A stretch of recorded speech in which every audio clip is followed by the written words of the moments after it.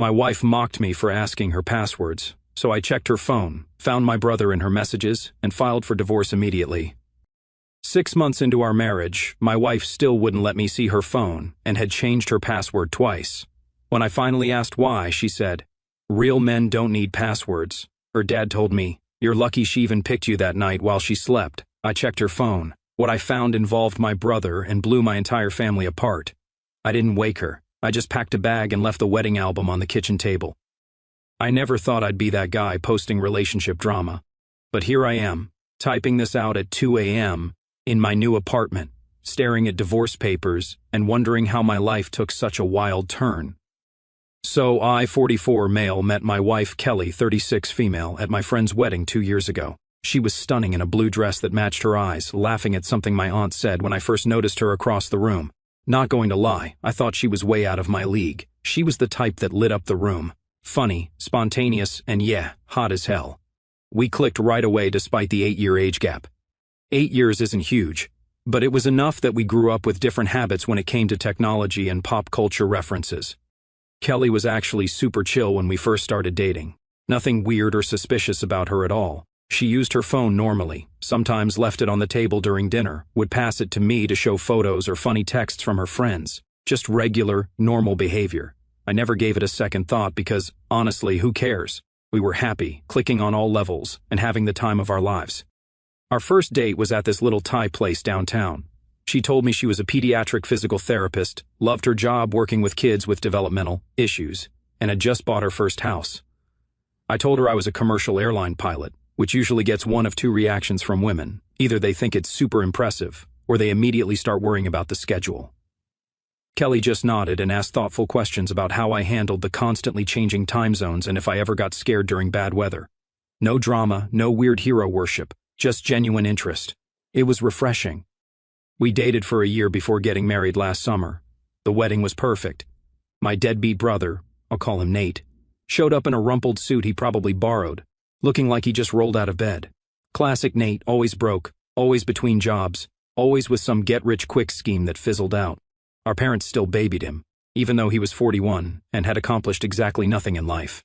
He spent most of the reception hitting on one of Kelly's bridesmaids and trying to convince my cousin to invest in some crypto thing he swore was the next Bitcoin. But whatever, it was my day, and I was too happy to care.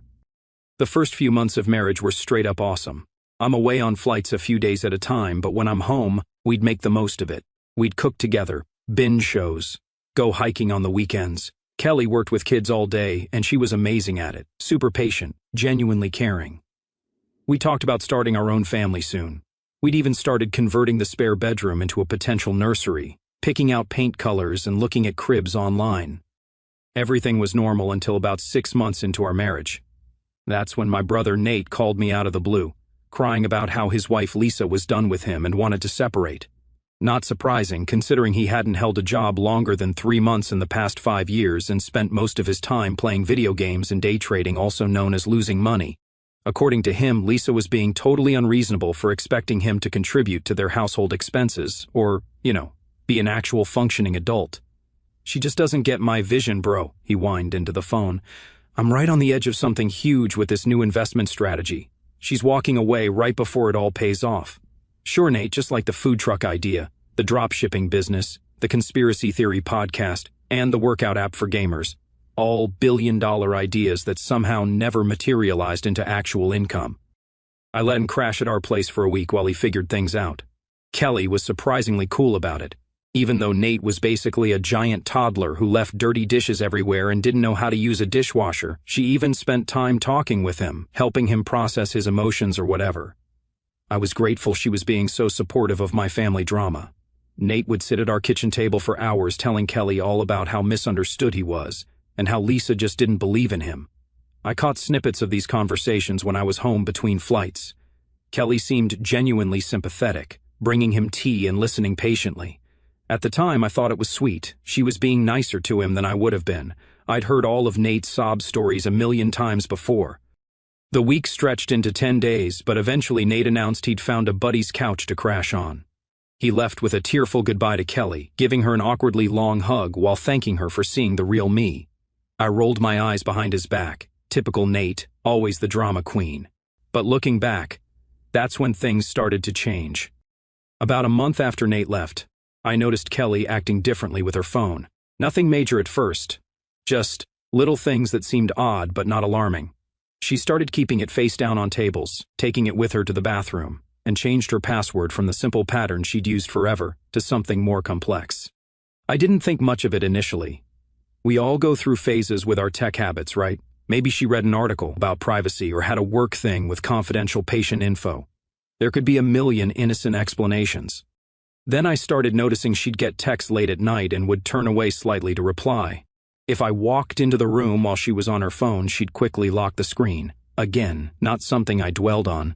I've never been the jealous type, never felt the need to check up on who she was talking to. I trusted her completely.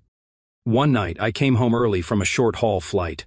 Weather issues canceled my last leg, so I grabbed an Uber home instead of staying at the airport hotel. It was around 11 p.m., and I found Kelly sitting on the couch in the dark, the blue light from her phone illuminating her face. She jumped when I opened the door and quickly locked the screen. "You scared me," she said, laughing nervously. "Wasn't expecting you until tomorrow." "Flight got canceled," I explained, dropping my bag. "Who are you texting so late?" "Just Jen from work," she said a bit too quickly. "Scheduling stuff for a patient tomorrow?" I nodded, not thinking much of it at the time. But later I realized, why would she be scheduling patient stuff at 11 p.m.? And why did she look so startled when I walked in? The first real red flag came when I asked for the login info to our joint bank account that she had set up when we got married. We had agreed to keep separate accounts for personal spending, but created a joint one for household expenses, into which we both deposited a set amount monthly. "Why do you need it?" she asked, immediately defensive. I explained I wanted to check our balance before booking flights to visit my parents for their anniversary. Simple request, right? She made me wait while she looked it up herself, then just told me the number. Never gave me the actual login. A month later, we needed to access our shared cloud storage for some tax docs. She insisted on doing it herself, kept the screen tilted away from me, and typed in the password faster than I could read it. "Mind just telling me what the login is in case I need to get in there later?" I asked. "There's sensitive stuff on there," she said vaguely. "Work files, patient info. You know, I work with kids." "Kelly, it's our shared folder, the one with tax stuff. I'm not asking for your work laptop password." She shrugged. "Just let me take care of it. It's easier that way." And just like that, another access point I was supposedly allowed to use was suddenly locked behind her Trust Me wall. Around this time, Nate was calling me regularly with updates on his separation from Lisa. Apparently, she was being vindictive by expecting him to pay his share of their credit card debt. He'd also been fired from his latest part-time gig at a warehouse because he kept showing up late. Classic Nate problems.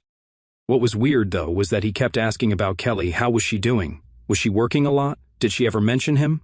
I thought maybe he was just grateful for her kindness during his stay, but there was something off about his interest. I started to wonder if something was up, but I didn't want to jump to conclusions. Maybe Kelly was organizing a surprise for me. Maybe she was dealing with something personal she wasn't ready to share. Maybe Nate was just being his usual weird self. I'm an analytical guy by nature. I fly planes for a living. I'm trained to notice patterns and anomalies without overreacting. So I started paying closer attention, making mental notes of these incidents. Then Nate got in a car accident. Or at least that's what he told me over the phone, sounding pained and dramatic. Nothing fatal, but bad enough to land him in the hospital. No insurance, of course, because why would Nate ever do the responsible thing? When I rushed over to County General, I realized I'd left my phone at home in my hurry. I asked to borrow Kelly's just to call my sister for an update since she was supposedly already at the hospital in a different wing. "No," Kelly said, her hand literally covering her device. When I explained it was important, she reluctantly handed it over, but only after quickly closing several apps and warning me not to look at anything else. I made the call, confused by her reaction, but focused on the Nate situation. When I got to the hospital, though, something seemed off. Nate was in a regular exam room, not emergency or trauma. He had a bandage on his arm but otherwise looked fine. The nurse I spoke to referred to him coming in for treatment, not being brought in after an accident. When I asked Nate what happened, he gave a vague story about being sideswiped on his bicycle, but the details kept shifting. When my sister finally showed up, she seemed confused about the urgency. "When you called, I thought he was dying or something," she whispered to me in the hallway. "This just looks like a regular doctor visit." That night, after getting Nate situated at his buddy's place, he wasn't even admitted overnight, I finally asked Kelly directly, Why wouldn't you let me see your phone earlier? And why won't you ever share any passwords with me? She didn't even look up from her screen. I believe in privacy in relationships, she said flatly. Even from your husband? Even for shared accounts? She sighed dramatically. God, Alex. Real men don't need passwords. Real men trust their wives without invading their privacy. Stop being paranoid. Something about how she said it felt off. It sounded rehearsed, like she'd used this line before to shut down conversations, and the way she was so obsessed with her phone privacy started messing with my head. Because why would you be that cautious about your phone unless you're trying to hide something? That night I couldn't sleep. Her words kept replaying in my head. Real men don't need passwords. I realized something wasn't right. Not just the phone, but the secrecy around our accounts, the weird vibe between her and Nate, the possibly fake accident, individual pieces that didn't quite form a clear picture yet. After a few days of thinking it through, I decided I needed more information before jumping to conclusions. I didn't want to accuse my wife of anything without evidence. Our state is a no-fault divorce state, meaning evidence of affairs wouldn't significantly impact proceedings, but the fact that I didn't have access to our joint financial accounts was concerning from a practical standpoint. Instead of confronting Kelly directly or doing something sketchy like trying to hack her phone, I took the legal route. I contacted our bank directly as a joint account holder, which was my legal right, and requested all statements for the past year. What I found was disturbing. About $2,000 was being transferred monthly from our joint account to an unknown account for the past 4 months. The transfers had started right around the time Nate's marriage fell apart and shortly after he stayed with us. That was a serious amount of money. We each put $3,000 into the joint account monthly for bills, mortgage, groceries, and savings for our future family plans. Kelly was silently draining almost a third of that each month. To where exactly? I did a little more digging. The account number looked familiar, so I checked some old emails where I'd sent Nate money a couple of times when he was especially desperate. Bingo. The money was going straight to my brother. At this point, I needed to see what was happening with my own eyes. I told Kelly I had a 3-day flight assignment, but actually called in a favor from another pilot to cover for me. Instead of leaving town, I borrowed my buddy's car so Kelly wouldn't recognize mine and started watching from a distance. Over the next few days, I saw more than I was ready for. Kelly wasn't sneaking off to see some random guy. She was meeting up with Nate, yeah, my brother, the same one who was supposedly crashing at a buddy's place while getting his life together. I spotted them at a coffee shop, then again at a little park near her clinic, and once just standing around by her work like it was no big deal. One time I saw her hand him an envelope that looked thick enough to be cash, and it wasn't a one-time thing. They were clearly seeing each other on a regular basis. At the coffee shop, I sat a few tables over and zoomed in with my phone. They were bent over some papers, talking low. I'm not the emotional type, but sitting there with a lukewarm coffee in my hand, watching my wife and my brother huddled up like business partners, or something worse, had my blood boiling under the surface. My jaw was clenched so tight it hurt. Every instinct in me was screaming to walk over there and put Nate through the table just once, just to see if that smug, fake sensitive face could still run his mouth with a broken jaw. But I didn't. I sat there. I made myself sit there because blowing up in public would give them the drama they'd spin into some sob story. I wasn't giving them that. I remember thinking, if this is what they're comfortable doing in plain sight, what the hell are they hiding behind my back? That thought was what sent me digging even deeper. The next piece fell into place when I remembered our cloud storage account. Kelly had set it up, but since I was listed on the account, I was able to reset the password by claiming I'd forgotten it. Once inside, I found a shared folder that Kelly had probably forgotten about from when we first set it up. There were hundreds of messages between her and Nate, and they weren't just friendly. It started with supportive messages about his marital problems. I understand how you feel. Lisa doesn't appreciate you, but quickly evolved into flirty exchanges. You're the only one who really sees me, Nate had written.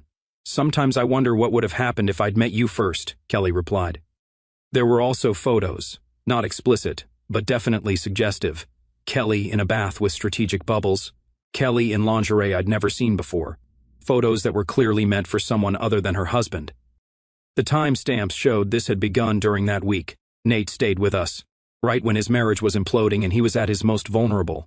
But the most recent messages had taken a darker turn. Nate was literally threatening her. What would Alex think if he saw these photos? If he knew what you've been saying about him? You know I need the money. My investment is about to pay off big time, but I need capital now. Either you help me out, or Big Bro gets to see everything.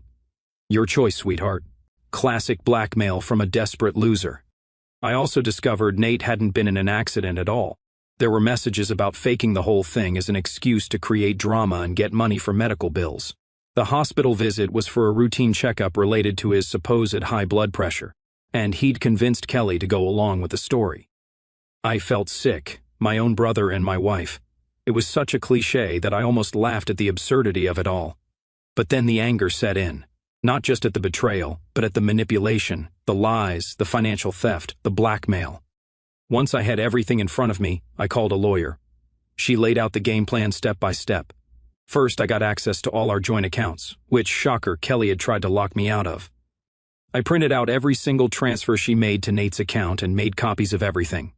Then I pulled exactly half of what was left into a new account with only my name and made sure it was all documented, through my lawyer, just in case things got messy. I grabbed all my important stuff, passport, IDs, documents, anything I didn't want mysteriously disappearing, and booked a furnished place across town. Clean break, quiet exit, no drama. Throughout all of this, I said nothing to Kelly or Nate. I just observed, documented, and planned. I wasn't going to let emotion drive this bus off a cliff. I was going to be strategic, methodical, and most importantly, legal in everything I did. I waited until Kelly left for her Wednesday yoga class to make my move. I packed essential clothing and personal documents. I left our wedding album on the kitchen table, open to a photo of us exchanging vows. On it, I placed my house key and a letter from my lawyer, outlining that I was initiating divorce proceedings based on financial impropriety, with evidence of the diverted funds. I wrote that I would be staying elsewhere temporarily, and that all further communication should go through my attorney, whose contact information was provided. I didn't mention the affair or the blackmail, just the financial aspects, which were the most legally relevant. By noon, my phone started blowing up with calls from Kelly. I didn't answer. Text messages followed. Where are you? Why did you take your things? What's going on? Call me right now. Each message more desperate than the last, but none acknowledging what she'd done. By evening, the tone changed. Please come home so we can talk. Whatever you think you know, you're wrong. I can explain everything. Please don't do this to us. I maintained my silence, following the lawyer's advice to avoid any communication that could be used against me later. It was one of the hardest things I've ever done, not responding, not demanding answers, not venting my anger and hurt. But I knew emotional reactions would only make things worse at this point. The next day, my lawyer contacted Kelly with formal notice of divorce proceedings, citing financial misconduct and including evidence of the diverted funds. That's when Kelly's messages became frantic. How dare you spy on me? Those transfers are not what you think. You're overreacting.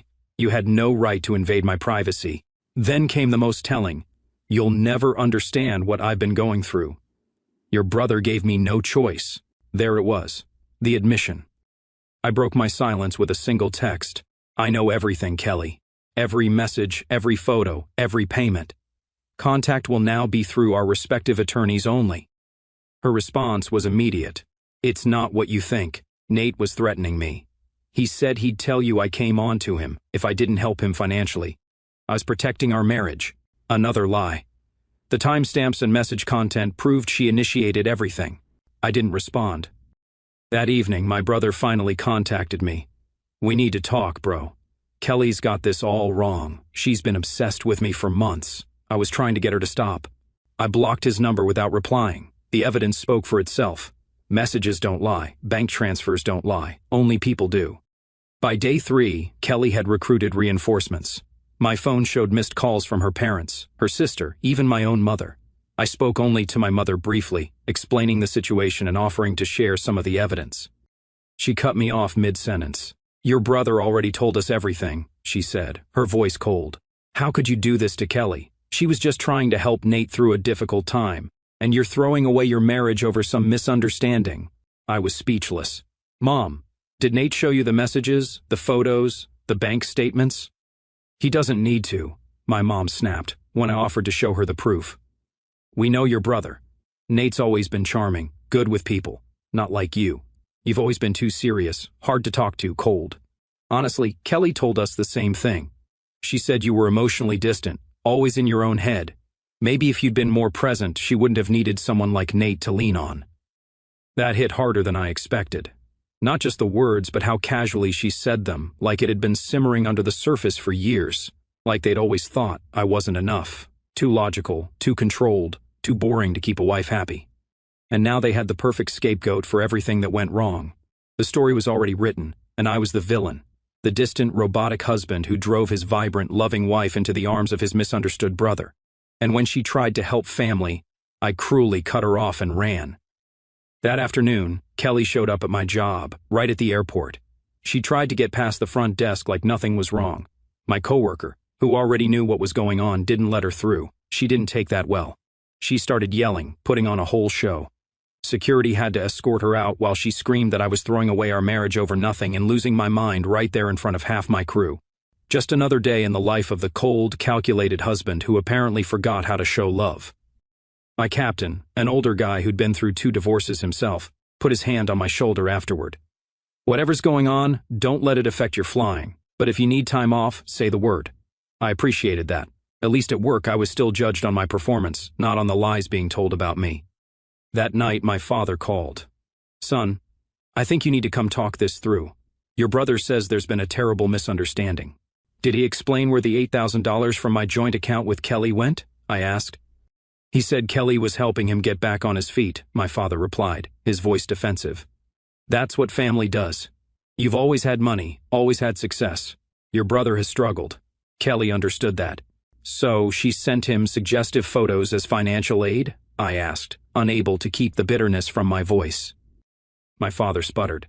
"That's not. Nate says she misinterpreted his kindness, that she became attached to him emotionally because you're always away flying, and he had to let her down gently." And there it was. Not only had they believed Nate's lies, they were now blaming me for Kelly's behavior. I was the cruel brother who wouldn't help family in need. "Dad, I have the messages. I have the bank records. I can prove what really happened." "We don't need to see that," he said firmly. "This is family, not a court of law." I ended the call feeling more alone than I ever had. The people who were supposed to know me best, to have my back, had chosen to believe a convenient lie rather than an inconvenient truth. The first week after I left was a barrage of calls and texts from Kelly that I didn't answer. At some point, a large flower arrangement arrived at my workplace with a card pleading for a second chance. I donated the flowers to a nearby nursing home. A few days later, I heard aggressive knocking at my apartment door. When I checked the peephole, I saw Kelly's father, Richard, standing there with his son, Kelly's brother, Mike. Richard was this 60-something guy with yellowed teeth who'd always made inappropriate comments about flight attendants whenever we met, asking me for insider stories with a sleazy wink. Mike was pretty much his mini-me, same attitude, same creepy vibe. "We know you're in there," Richard shouted through the door. "Be a man and face us." I considered not answering, but my neighbor had already poked her head out into the hallway. "Great." I opened the door but blocked the entrance. "Can I help you?" "This is how you treat my daughter?" Richard spat, his face red. "You and your broke-ass, always horny con artist brother. After everything she's done for you, you just walk out and hide like a coward." Mike stood beside him, arms crossed, trying to look intimidating. "Kelly's devastated, man. She can barely get out of bed." "I'm sorry you came all this way," I said calmly, "but all communication needs to go through our attorneys now." Richard sneered. "Attorneys?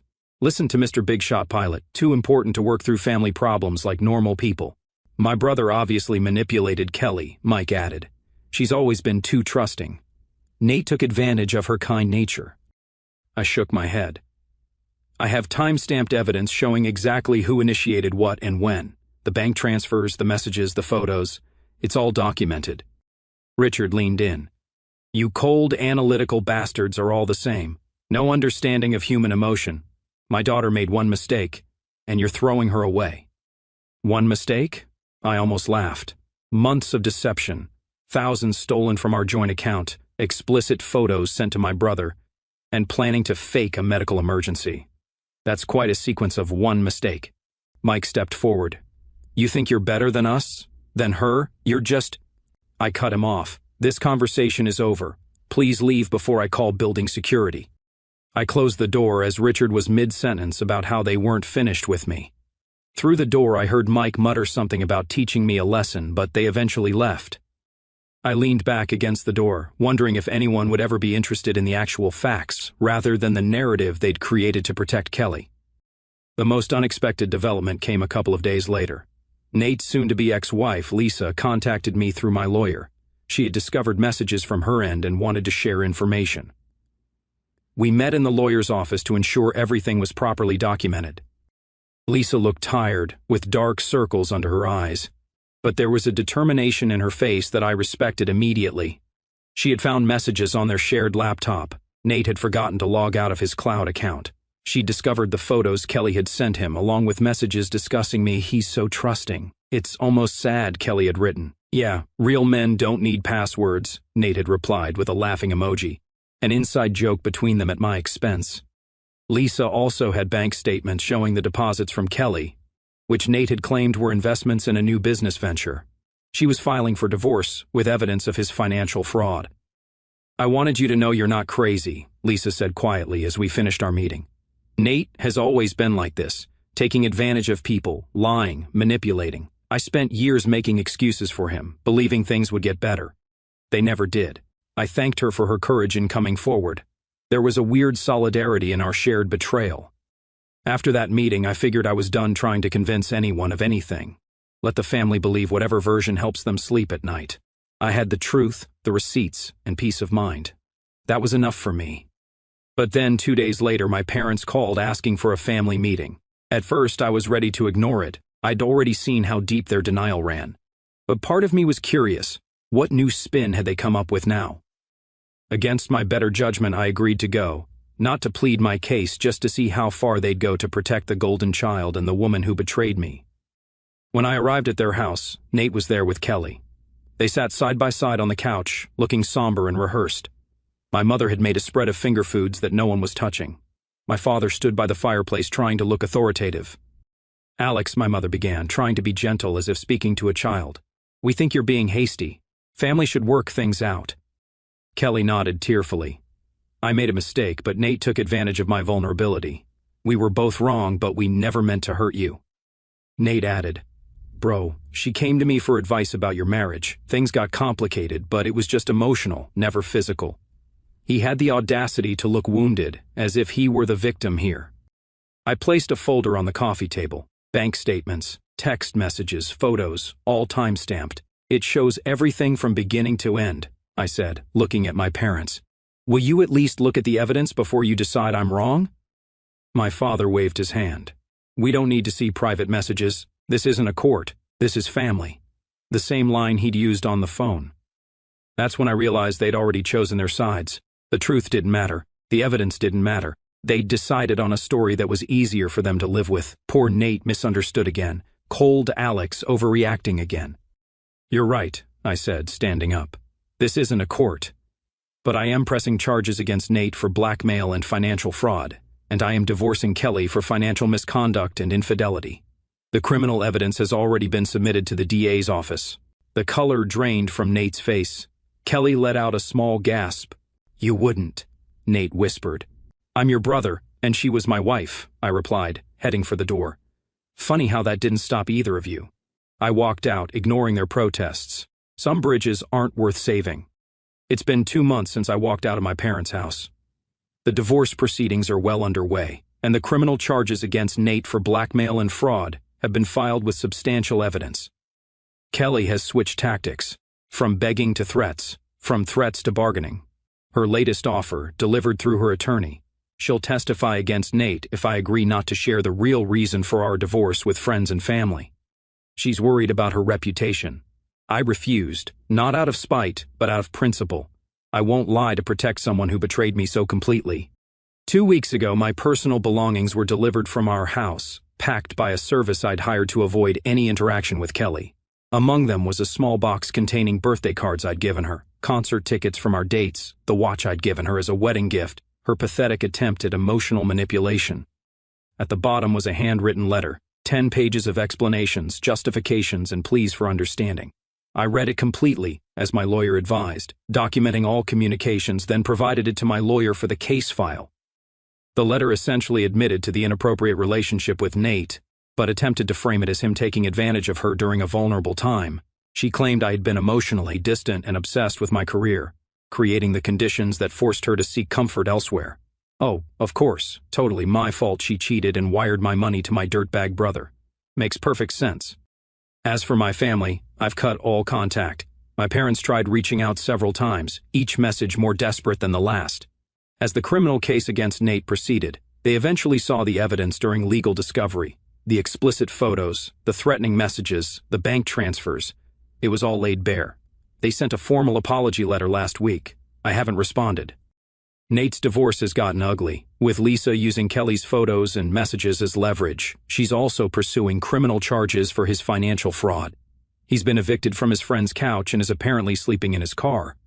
According to mutual friends, he's been telling anyone who will listen that he's the victim of a vengeful brother and a crazy sister-in-law when his car got repossessed, because of course he wasn't making payments. He ended up moving into our parents' basement at 41. Full circle to where he spent most of his adult life, mooching off mom and dad. Meanwhile, Kelly's carefully constructed image has crumbled. Several friends have reached out to me apologizing for believing her initial story. Her workplace put her on probation after the scandal broke, since they take ethical conduct seriously in pediatric care. She's lost her social standing, her marriage, and most of her friends. As for me, I've moved into a new apartment across town. I've been offered a better route with the airline, partly because my boss saw how professionally I handled the office incident with Kelly. I've reconnected with old friends I'd neglected during my marriage and started playing guitar again, a hobby I'd given up because Kelly found it annoying and pointless. I'm now in the process of buying a cabin in the mountains, something I'd always wanted but Kelly had dismissed as too isolated. For the first time in years, I'm making decisions based solely on what I want. The divorce will be finalized next month. Kelly has been ordered to return the diverted funds plus interest, and we're dividing our remaining assets according to state law. I still have moments of anger, moments of sadness about what could have been.